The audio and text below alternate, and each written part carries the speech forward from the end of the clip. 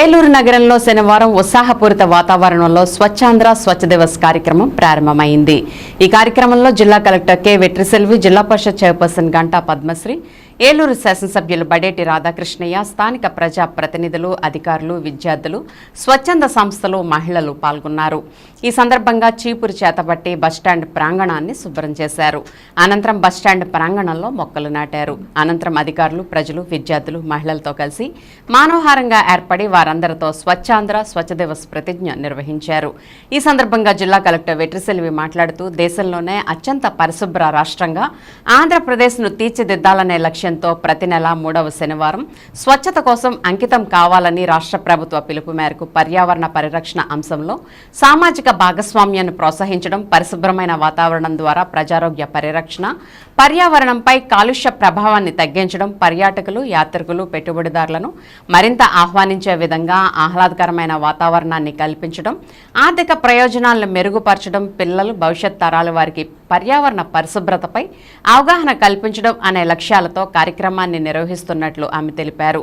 ZP chairperson Ganta Padmashri మాట్లాడుతూ మన గృహాన్ని ఏ విధంగా పరిశుభ్రంగా ఉంచుకుంటున్నామో అదేవిధంగా మనం నివసించే పరిసరాలను కూడా పరిశుభ్రంగా ఉంచుకోవాల్సిన బాధ్యత అందరిపైన ఉందని తెలిపారు. ఏలూరు ఎమ్మెల్యే బడేటి రాధాకృష్ణయ్య మాట్లాడుతూ స్వచ్ఛాంధ్ర స్వచ్ఛ దివస్ ఏలూరు నగరంలో ఉద్యమంలా సాగి స్వచ్ఛ హేళాపురిగా నిలిపేందుకు ప్రతి ఒక్కరూ భాగస్వాములు కావాలని అన్నారు.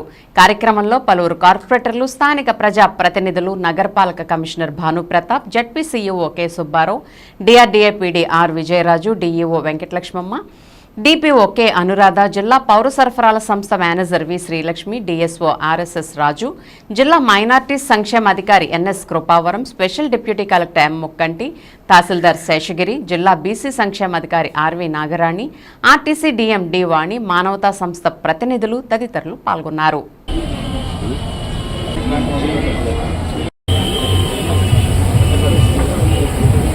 సో ఏలూరు టౌన్ ఎప్పుడూ బాగానే ఉంటుంది, అందంగా ఉంటుంది. ఏలూరు టౌన్ మాత్రం కాదు, ఏలూరు జిల్లా ఎప్పుడూ అందంగా ఉంటుంది అని ఎవరో చెప్పినప్పటికీ టూరిజం స్కోప్ కూడా ఎక్కువ ఉంటుంది. సపోజ్ ఇప్పుడు మనకు కొలీరు లాంటి ఏరియా ఉన్నప్పటికీ టూరిస్ట్ వచ్చినప్పుడు ఇప్పుడు చాలా క్లీన్గా ఉన్నాయి ఈ సిటీ అనేప్పుడు మనకు ఎకనామిక్ బెనిఫిట్స్ కూడా ఇంక్రీజ్ అవుతుంది.